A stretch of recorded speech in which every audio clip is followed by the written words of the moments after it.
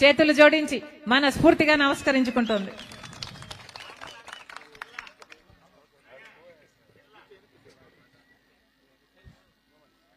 రాజశేఖర రెడ్డి గారు 5 సంవత్సరాలు ముఖ్యమంత్రిగా ఉంటే ఎన్నో అద్భుతమైన పథకాలను అద్భుతంగా అమలు చేసి చూపారు రాజశేఖర రెడ్డి గారు.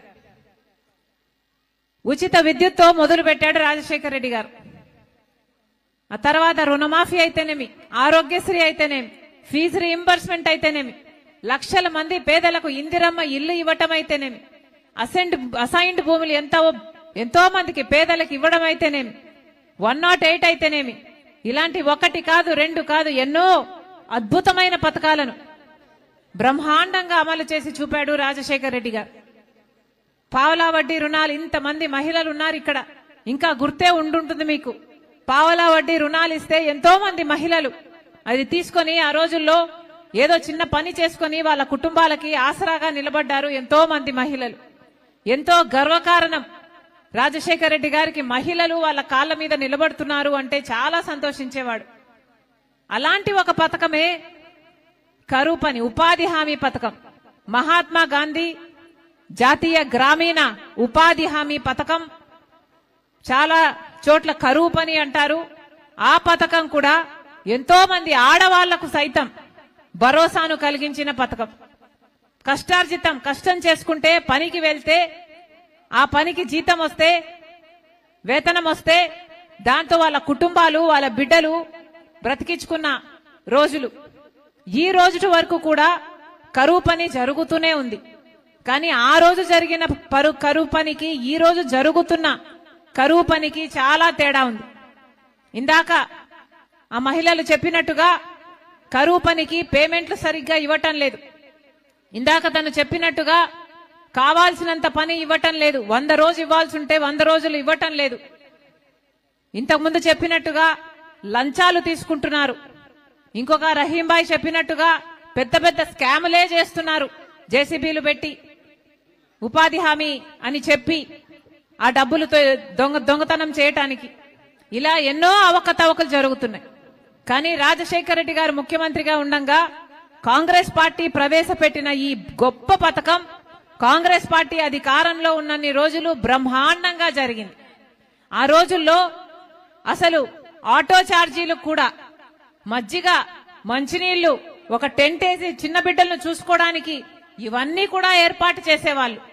మరి ఈ రోజు అవేవైనా ఉన్నాయా అంటే ఎక్కడ అడిగినా కూడా, ఏ ఊర్లో ఏ జిల్లాలో ఎక్కడ అడిగినా కూడా అవేవీ లేవమ్మా.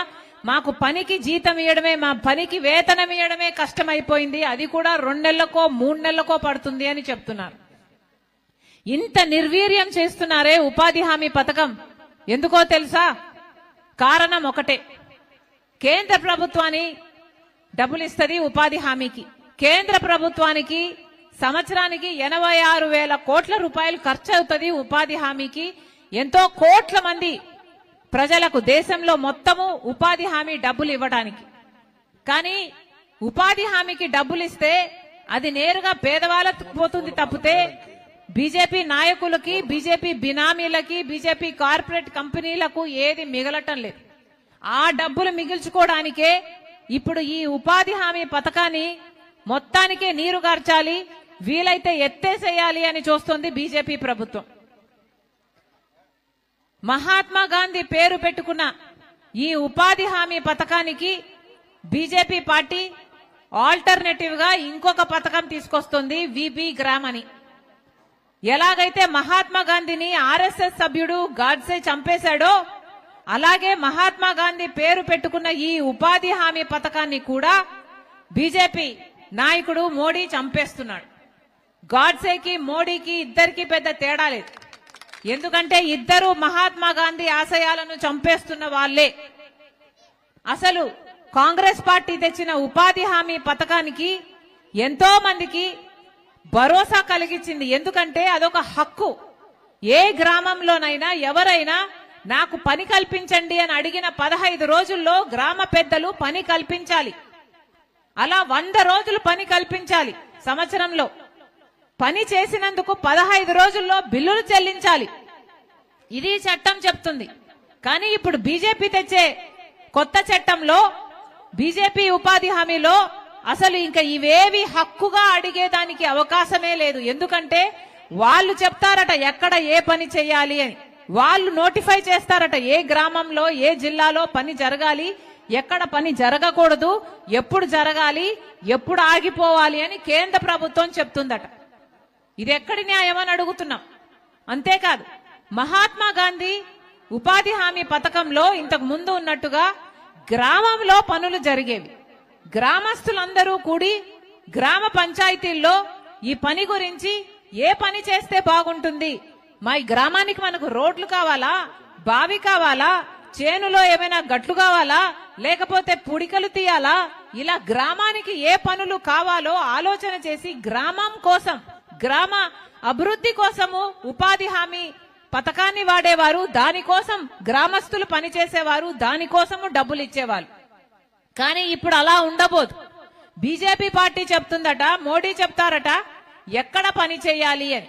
అంటే పక్కన ఒక రోడ్డు పనో లేకపోతే ఒక ప్రాజెక్టు పనో జరుగుతుంటే అది ఒక కాంట్రాక్టర్కి ఇస్తే ఆ కాంట్రాక్టర్ కింద మీరందరూ వెళ్లి పని చేయండి అని బీజేపీ చెప్పబోతుందన్నమాట. అంటే ఇప్పుడు గ్రామంలో ఇక పనులు జరగవు, ఆ పక్కన కాంట్రాక్టర్ కి లేబర్ సప్లై చేసే యంత్రాంగాలుగా గ్రామాలన్నీ తయారైపోతున్నాయన్నమాట. ఇది ఎక్కడి న్యాయం అని అడుగుతున్నాం. పెద్ద పెద్దగా అడ్వర్టైజ్మెంట్లు ఇస్తున్నారే, కాంగ్రెస్ పార్టీ తెచ్చిన ఈ ఉపాధి హామీ అయితే 100 రోజులే, మేము 125 రోజులు ఇస్తాము అని బీజేపీ పార్టీ ఇప్పటికే పోస్టర్లు హోర్డింగ్లు వేస్తుంది చాలా చోట్ల. వీళ్ళు చెప్తున్న 125 రోజులు పని ఇస్తాము అన్నది ఒక పెద్ద బూటకం. ఎందుకంటే గత సంవత్సరం 2025లో ప్రభుత్వము మన ఆంధ్ర రాష్ట్రంలో సగటున ఇచ్చింది కేవలం 52 రోజులు పని మాత్రమే. 100 రోజులు కూడా ఇవ్వలేదు చట్ట ప్రకారం. 100 రోజులు పని ఇవ్వాలి అని చట్టం చెప్తున్నా 100 రోజులు ఎక్కడా ఇవ్వలేదు. సగటున ఎక్కడ చూసినా 52 రోజులు మాత్రమే పని కల్పించింది గత సంవత్సరము కూటమి సర్కార్. మరి కనీసం 52 రోజులు కూడా చక్కగా పని ఇవ్వని వాళ్ళు, ఇవ్వలేని వాళ్ళు 125 రోజులు ఇస్తారంటే నమ్మొచ్చా? చట్ట ప్రకారం 100 రోజులు పని ఇవ్వాలి, కానీ ఇవ్వని వాళ్ళు 125 రోజులు ఇస్తామని చెవులో పూలు పెడుతున్నారు. ఈ 125 రోజులు పని ఇస్తాము అన్నది ఒక పెద్ద బూటకం, మోసం, అబద్ధం. 125 రోజులు ముమ్మాటికి పని ఇవ్వరు. ఎందుకంటే వీళ్ళకి 52 రోజులు ఇవ్వడానికి కూడా ఇష్టం లేదు. ఇచ్చిన పనిని కూడా పేమెంట్లు ఇవ్వకుండా ఇప్పటి వరకు సతాయిస్తున్నారు. గత సంవత్సరంలోనే 2025లో మన రాష్ట్రంలోనే చంద్రబాబు గారు ముఖ్యమంత్రిగా ఉండగా 8.5 లక్షల జాబ్ కార్డులను తీసేశారు. నిజంగానే వీళ్ళకు 125 రోజులు పని ఇచ్చే చిత్తశుద్ధి ఉంటే 18.5 లక్షల జాబ్ కార్డులు తీసేస్తారా?